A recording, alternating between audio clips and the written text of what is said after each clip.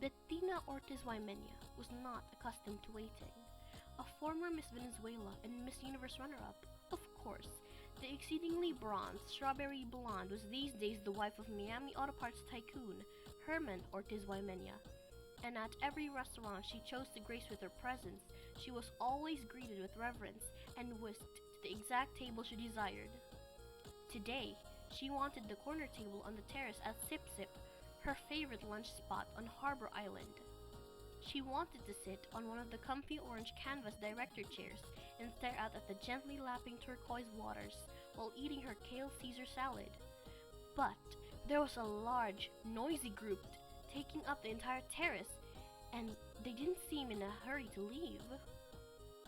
Bettina fumed as she glared at the tourists happily savoring their lunch in the sun. Look how tacky they were! The women overly tanned, wrinkled and saggy, none of them properly lifted or botoxed. She felt like walking up to their table and handing out her dermatologist's business cards. And the men were even worse, all dressed in all rumpled shirts and shorts, wearing those cheap straw hats sold at the trinket shop at Dunmore Street. Why did such people have to come here?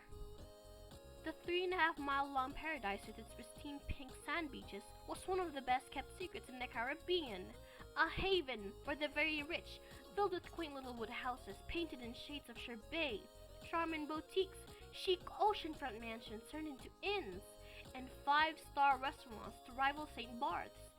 Tourists should have to take a style exam before being allowed to set foot into the island. Feeling like she had been patient long enough, Bettina stormed into the kitchen, the fringe on her crocheted Pushy Crafton top shaking furiously as she made a beeline to the woman with the shock of a pixie-cut blonde hair manning the main stove. Julie, honey, what's the dealio? I've waited more than 15 minutes for my table!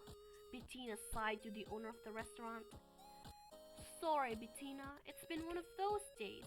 The party of 12 on the terrace showed up first before you did, Julie replied as she handed off a bowl of spicy conch chili to the waiting server.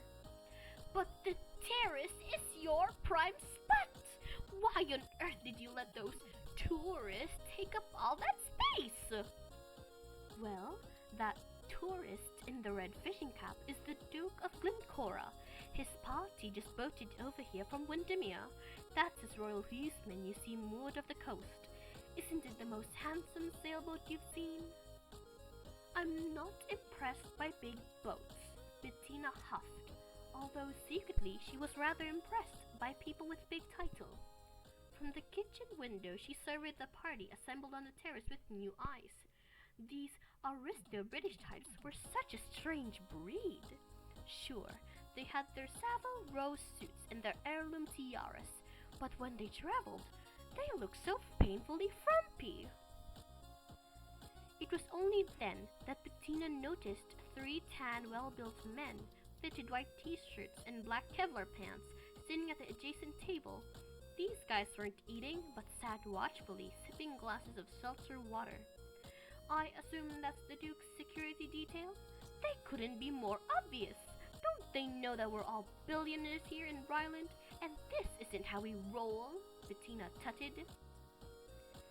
Actually, those bodyguards belong to the Duke's special guest. They did a whole sweep of the restaurant before the party arrived. They even searched my walk-in freezer.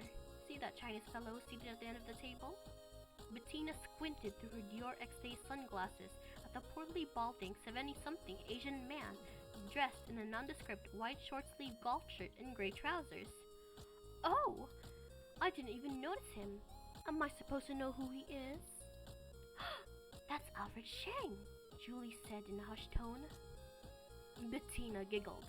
He looks like their chauffeur.